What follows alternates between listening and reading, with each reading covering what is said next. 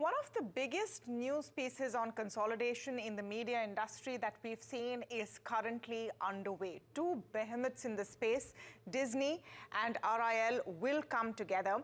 The exact contours of the deal are not yet clear, but what it does tell us that we are going to see one of the largest entities in the Indian media space, which could possibly corner about 40% of market share. Now, while we've looked at this story from the angle of valuation for RIL investors, etc., we also need to look at it from the point of view of what this means for the media landscape in India. And to help us do that today, we're joined by Vanita Kohli Khandekar, media expert and author, and really the one-stop shop to understand the India media landscape. Vanita, thank you for speaking with us here at NDTV Profit.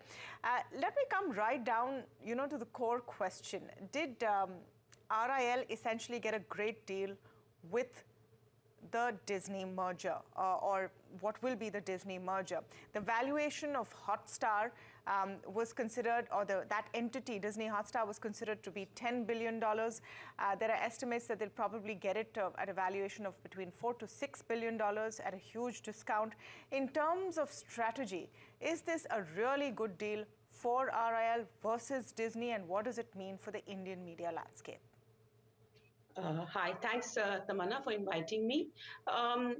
First of all, I'd like to clarify that 4 billion or 6 billion or the 10 billion figure is not for Disney Hotstar.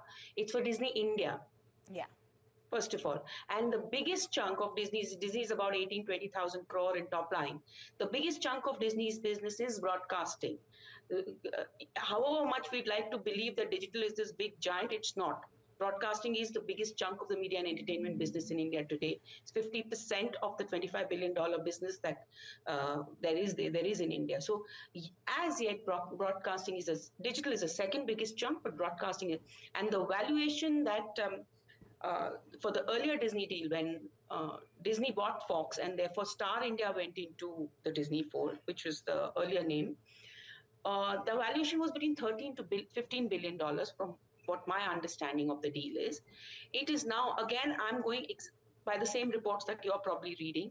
It's supposed to be somewhere about 4 billion. So yes, it's a great deal to get one of the country's largest broadcasters. But remember, this is not an acquisition. This is a merger. From whatever I have read, the companies haven't spoken to me so far. There's been no official press release from either of the companies. But from what I understand, it's a 60-40 deal. So that means it's a new venture, or it's a new sort of structure. It is not a full acquisition. So yes, if it is at $4 billion and whatever that 60% amounts to for 4 billion, it's a fantastic deal, because you've got one of the best broadcast assets in this country. Plus, you've got a couple of nice growth pivots there in the streaming business. You've got the film studios, together combined. The Reliance owns Viacom 18. I'm sure you know that. So you combine Viacom 18 with Disney India, and you have a company that has 32% of viewership share in India, television viewership. I keep saying this. I think a lot of people still find it difficult to believe that 900 million people still watch television in India. It's the biggest medium there is. So you have a 32% share of that market.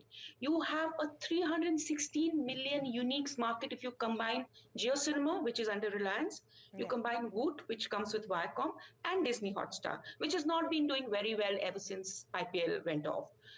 316 million uniques is number 2 only to YouTube. You know that YouTube is the largest streaming app in the world and the largest one in India. YouTube is at around 465, 450, something like that. So it's really good. These are really, but my big question, my worry would be, will they get permission from the Competition Commission of India? Because these are like, this is like creating a semi-monopoly of sorts. So, that will, especially advertisers should worry. But those are different questions to approach. No, but they're very valid questions. You're absolutely right. It's a behemoth, 100+ channels, like you said. You've put out all those numbers. So let's start, because different stakeholders will be impacted differently, and we'll come to the viewers at the end who've been watching IPL for free. Will they continue to? But they will have to pay. That's one's guess, that those freebies are not going to last. But let's come to it from the advertiser point of view. What happens when you create a giant like this? Perhaps we've already seen the echoes of Sony, Zee, etc. What else is there in the space? But from the advertiser point of view, do you think at some point they will have to start worrying that they will have to pay up more? I spoke to some advertisers in the beginning when speculation of this deal began. If you remember, it began in November, December, if I'm not mistaken. And I remember I did a story around media consolidation, etc. And I spoke to, and there is worry, especially among buyers. Because remember, India has always been a buyer's market as far as media is concerned. It is now, you have Google and Meta, which are huge. 80% of all digital advertising in this country, 70% of all digital advertising globally goes to Google and Meta. So, you already have these two behemoths there. Then you have Sony Z was an imperative. I think consolidation is imperative for legacy media companies because you can't fight the might of the Amazons and the Googles and the Metas without scale and without capital. So Reliance is a great partner for Disney to have if it is to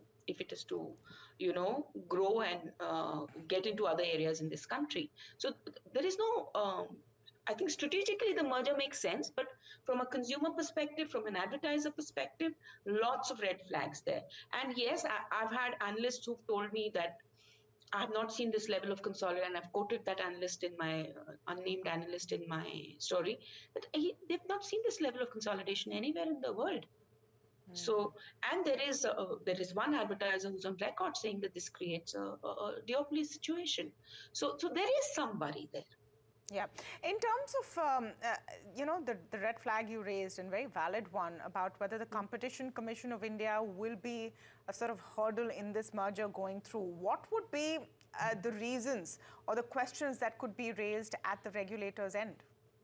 No, see, Competition Commission cannot be a hurdle. Its job is to vet deals of this nature. Yes.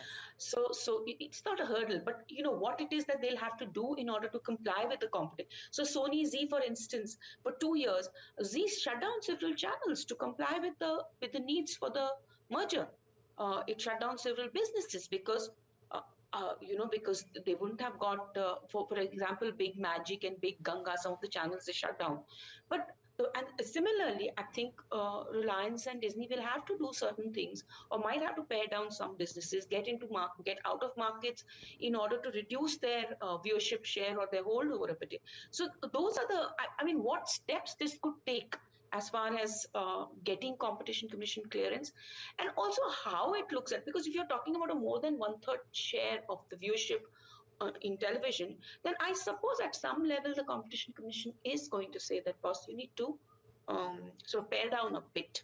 Once you have sort of a giant like Disney, Viacom, Disney, RIL, the Sony Z deal may have been some sort of a counter. That's clearly not happening.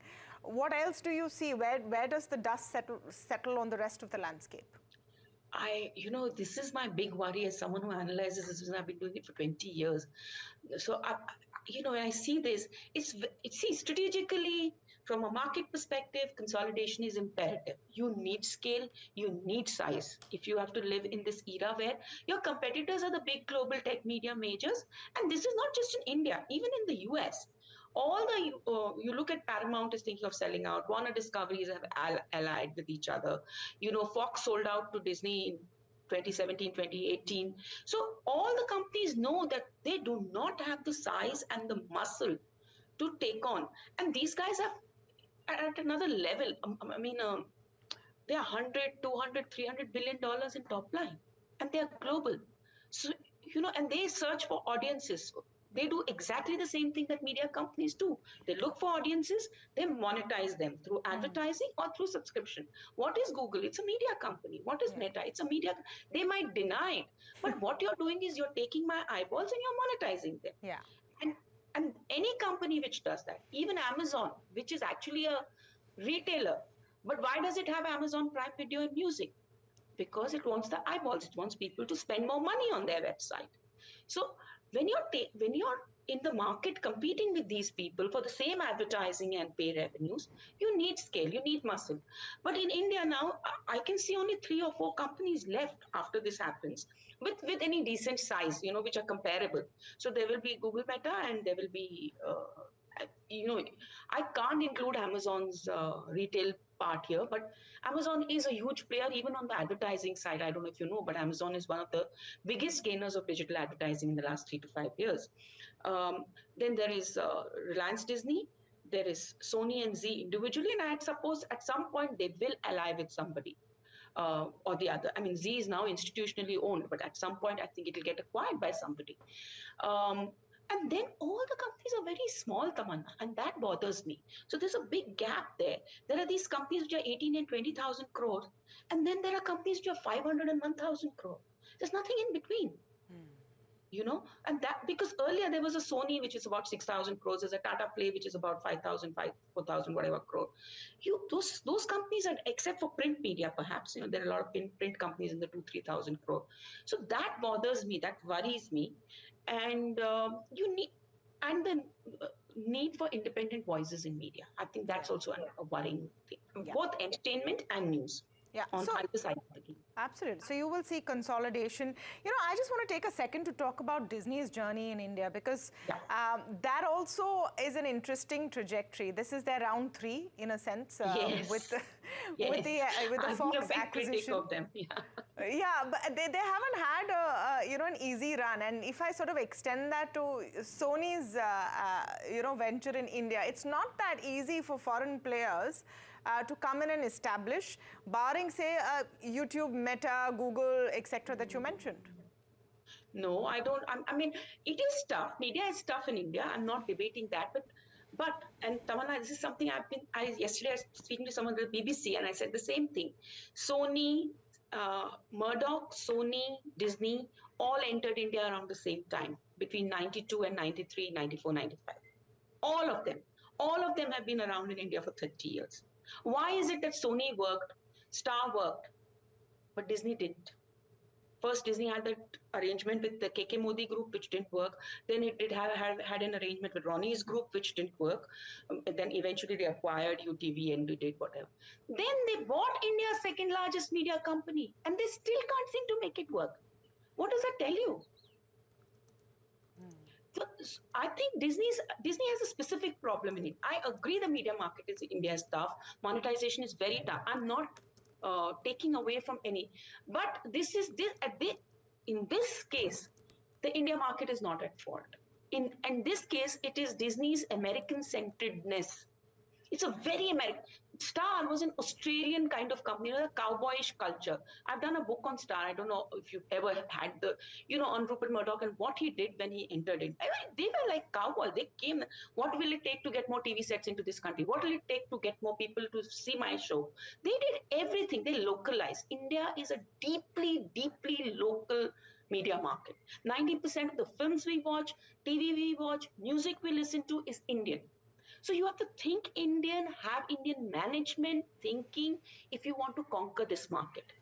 Star did it. Remember, Star was among the largest media companies in this country. Yeah. Sony, again, among the largest media companies. Z, of course, is a totally homegrown, of course, owned a lot by foreign institutional investors.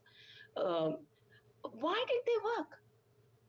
Or even Cartoon Network, Viacom, they did a good job so they work because they localized completely. I mean, do you think of Star as a foreign company? Thought of it as a foreign company. You're absolutely right. And for a Disney to come in and then, devalue cricket, in a sense, shows that they weren't really aligned with what the Indian market wants. No, they don't. Disney is fantastic when it comes to consumer markets, theme parks. You look at them in the US, they are behemoth. They're $83 billion top line. बहुत बड़े हैं. But outside of America, somehow they think only this IP should work outside. This thing of localizing, getting into local shows, films, it's somehow beyond their ken. And they're very controlled from Burbank. Extremely, extremely LA controlled. Okay. That doesn't work. Yeah, probably in that sense, a reason why they're letting go of the business. Just last take from you, Vanita, before we wrap up, and a very simplistic one. In the long term, in the larger picture, is this merger good for Indian media, bad for Indian media, or somewhere in the middle? I don't know if it's good for Indian media or bad for Indian, if it is that black and white. But I worry that this lovely asset which Star created is already fading away. I really thought Star was a good company, robust company. It had got its root in India, and it's already fading away. I mean, operationally, they've had issues in the last couple of years ever since the takeovers happened, because Disney's mind is in America, its heart is in America. And when Reliance, a behemoth like Reliance acquires it, I worry again, because there is a local flavor, a local subtext to a company. Will that get lost? And also, the large companies do not have that feel. Not that Star was not large, but it was a pure media company. Reliance is a group which operates at another level. So media is one like tuchu thing in their whole portfolio. It's really a small thing, so that to my mind is the big worry. These companies, look at Viacom 18. I feel that that company is lost somewhere in the Reliance sport. So that is my worry. I don't think consolidation is, if it was bad, the company will break up. Market forces will take over. So that's not my worry. My worry is that the subtext, the flavor of the business goes away, and then building those businesses again is a lot of capital again down the drain. So that is what I would, that is what I would think more about. Okay. I don't know if I've answered your question. No, but well enough. That's why I gave you the option of somewhere in the middle, because rarely are these things black and white. But thank you so much, Vanita. Pleasure speaking with you. Media expert there, Vanita Kohli Khandekar, talking about every aspect and angle and what the fallout could be for one of the largest consolidations in Indian media.